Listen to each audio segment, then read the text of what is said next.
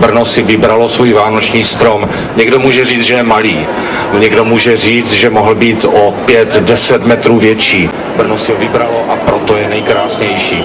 A v dalších letech si ho bude vybírat stejně tak jako letos.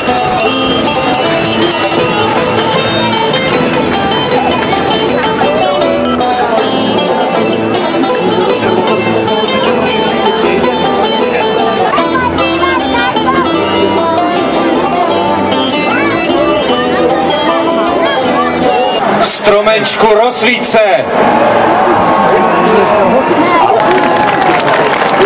Velký potlesk! No, nám se líbí, přestože není moc velký, ale je hezký. Ta výzdoba, ta je neobvyklá.